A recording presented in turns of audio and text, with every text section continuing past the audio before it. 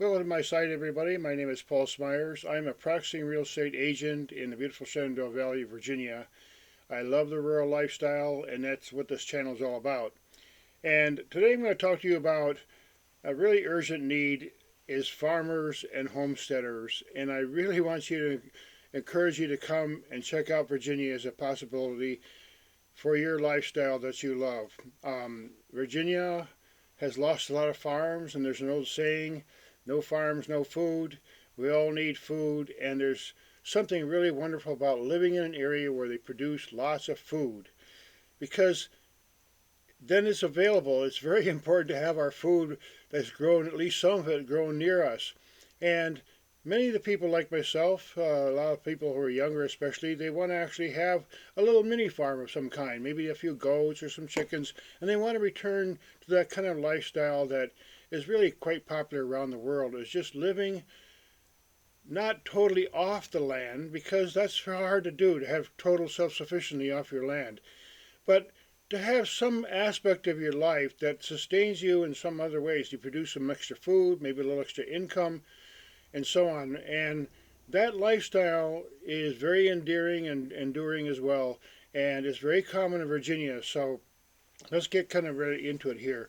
We have lots of beautiful water, sunshine, good soil, rivers, streams, a modest climate, and little by little, what's happening out in the farms, there's a lot of elderly people. Maybe they've had a beautiful farm for a long time. And I was witnessing just about a year and a half ago, I saw this one farm not far from me where they had been an established farm for many, many years, and they had to sell off their parcel. I don't know the reasons why, but I noticed them on the MLS system, and there are some absolutely gorgeous parcels of land, 53 acres, 73 acres, one had a pond, fencing, good soil, pasture land, and the zoning there actually was minimum of 20 acres, you see, because a lot of farmers don't like to sell their land unless they have to, but sometimes they have to, and that's what happens. So what we need is a lot of the younger people,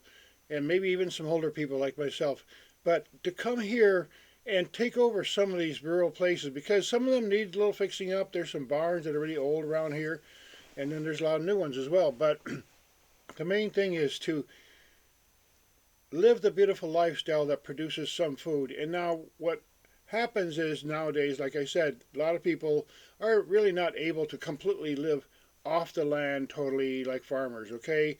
That's how people did for a long time, the settlers and so on, the Native Americans and so on. But what you can do is have some kind of a business. Maybe you're in the trades business, for example, and maybe one of you in the partnership is doing a certain job and they have to go to school, or maybe they have to go to a factory or some other kind of business that they do, maybe a truck driver. But there's a lot of different reasons why people who have those kinds of occupations would like to have a little bit of land around them, and that's available. If you come out and buy some of these older farms, some of them sit on the market for years because a lot of people don't want to take on the responsibility of a barn and a shed and then all these fields you got. Then you got trees and you got horses and you got stuff like that going on. But there are people who really love that kind of lifestyle and are fully capable of it. And I encourage people, the younger people, I have children in their early 40s and late 30s.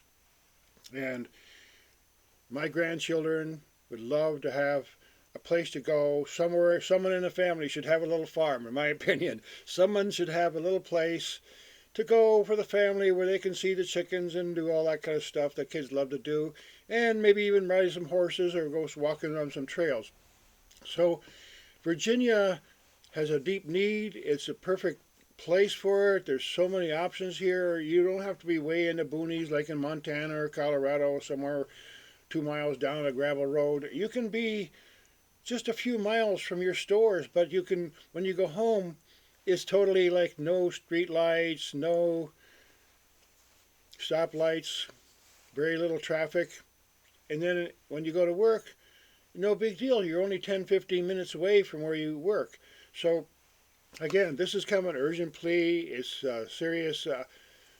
I love the business of real estate. I love matching people with homes and so on. And one of my dearest loves, I love the rural life, and I really believe it's extremely important that we support all the farmers, all the homesteaders, anyone who wants to produce some kind of food, and take advantage of some of the homesteads that have already been set up, because it can cost a lot of money and time over many years to set something up. You buy some land, build a house and all that, and then little by little eventually you have the chicken house and the sheds and the barn and all that. But there are homesteads out here that are just begging for someone to come, please come and fix me up, because I got fencing already here, I got a garden here, I got great soil, the trees have been cut down in some areas, and I'm just waiting for a new buyer. See, if you want to help me, if you want me to help you scout, I do a lot of scouting. I drive around. I'm just very curious. I go on all the roads. I make maps and I write down where I went. And it's just really a beautiful area. And I strongly encourage you to watch some of my other videos about homesteading and rural property. There's a lot of different things about living in a rural area as opposed to in a suburb with a cul-de-sac and so on. So I appreciate people listening, like and share, and I hope to see you all in some of my other videos. And please like and share. I always watch a lot of people's content, and it's really helpful. So thanks again.